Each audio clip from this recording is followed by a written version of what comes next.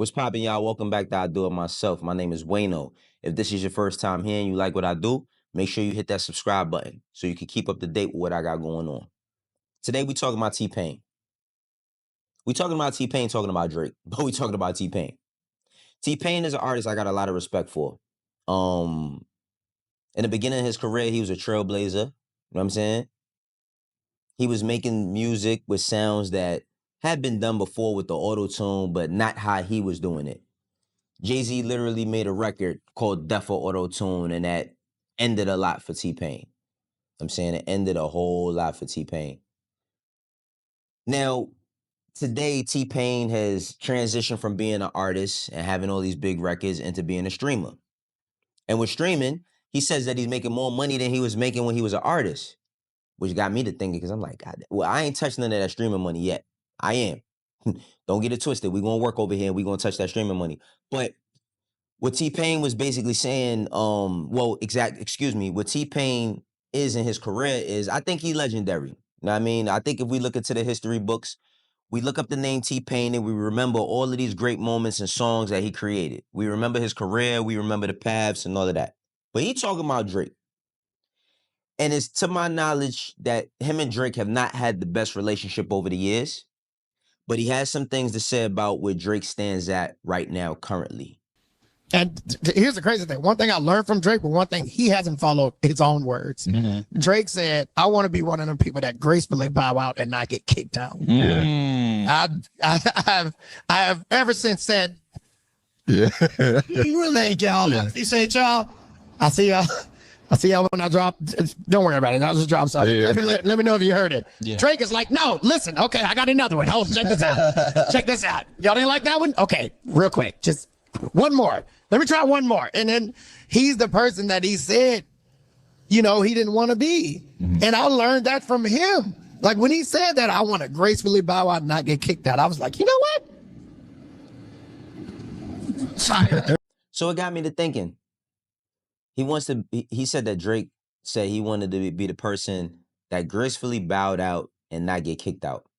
And I started thinking about like today, right? Like today in hip hop and all of that. And I said to myself, like, yo, can he get kicked out? Like, I don't think you could kick Drake out.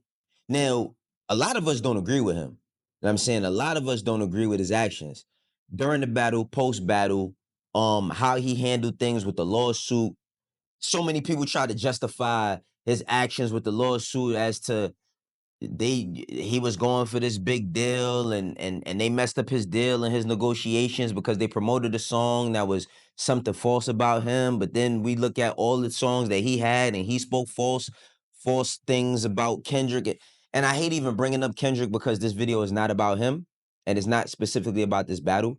But then I said to myself, what the hell is T-Pain talking about him gracefully bowing out? Was he in a place where he was actually bowing out?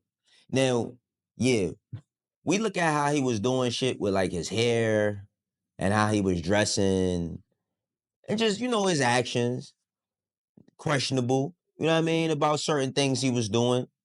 But kicked out is just the wrong word for me to describe what's going on with him. And that's because regardless to how many people don't like or don't approve what this man done been doing, he still got a base of people that's going to support him. Now, what that base reflects, that's the conversation, right? What that base reflects, that's the conversation. But then I seen this post from my dog Punch from TDE, right? And Punch said, okay, let's further the conversation. Hip hop is always in need of unity. One of the beautiful things about hip hop is the diversity and uniqueness based on individuals and regions. Unity isn't about being the same. It's about protecting the culture as a whole, unifying and get rid of the cancer. And that cancer is whatever hip hop decides it is. I was like, oh shit. Maybe it's not over. You know what I mean? Like maybe things ain't over or whatever. But I can honestly say, right? Whenever Drake does something, like I look at it from the standpoint of this. I don't know him personally. I don't think I ever will. But if he does something, if he makes a song that I like I as much as I didn't like the Sexy Songs for You album, I did like the Nokia song because I'm just like, I don't hate the song, you know what I mean? But the thing about it is to say that you like Drake doing anything is illegal in 2025. If you say you like anything about Drake, that shit is illegal. But let's get back to the conversation about him being kicked out versus gracefully bowing out. Now, while I'm possibly not gonna go to one of his shows, T-Pain ain't gonna go to one of his shows. The man's still gonna sell out a tour. And if Punch is saying that hip hop is about diversity, which it is, you know what I mean? Hip hop, let's start it with the fact that hip hop is black music. Don't skip over that. A lot of people have added to the pot. A lot of people have given their 2 cents. A lot of people have contributed to this pyramid that we call and love hip hop. But hip hop is black music, right? If the diversity matters within hip hop, then as much as people might not agree with what Drake has done, me included, if he goes and he sells out a show and he's performing rap records, is that then still a reflection of the diversity in hip hop? And is that diversity kicking him out or telling him to gracefully bow out? I think he needed to be a little bit more specific when it came to what he was explaining. But as I watched this, right, I seen the the comments that was left, and Drake commented. But the first person to comment was Offset. Well, the first one I seen. I don't know if he was the first comment, but Offset said, "The boy is the boy. Shit ain't gonna change. All that hating on another grown man who do more number than everybody is diabolical." That's how he said it. I'm not paraphrasing. That's exactly how he said it. I mean, T-Pain to me, he seemed a little bit excited. He seemed a little bit excited. He seemed a little bit like he on the floor and he just got a little, you know what I mean?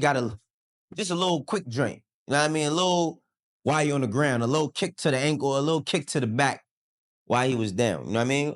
But Drake responded and Drake said, "This guy always had resentment for me.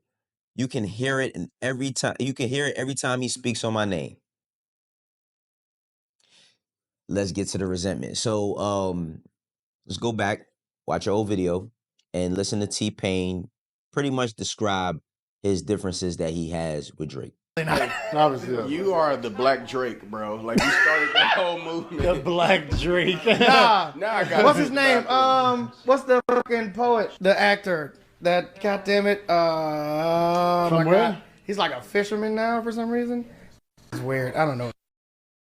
But he was like, if he went on the Breakfast Club and he was like, if T-Pain was light skinned, Drake wouldn't exist. You know, I'm hitting all the right notes. I know, man. I know. Have you ever did a record with Drake? I did 4 records for Drake. Oh wow. Am I missing something? No, I nobody like knows this, but I wanted Drake to get on 5 o'clock in the morning, my record. Yeah. I drove from Atlanta to Toronto to go get the record, and he never did it. You use a passport? You had to cross the bridge? I had to cross the joint. I took my tour bus. Yeah, them Canadians are dead. I took my tour bus, went up from Atlanta to Toronto, chilled with him for like 3 days. Nice. I did 4 records for his album. He did 0 records for mine. But I went to go get a joint for me and ended up doing 4 shits for him. And it was like, okay. All Did right. he make the album? His album? One of them did. One of them Nice. did. Yeah.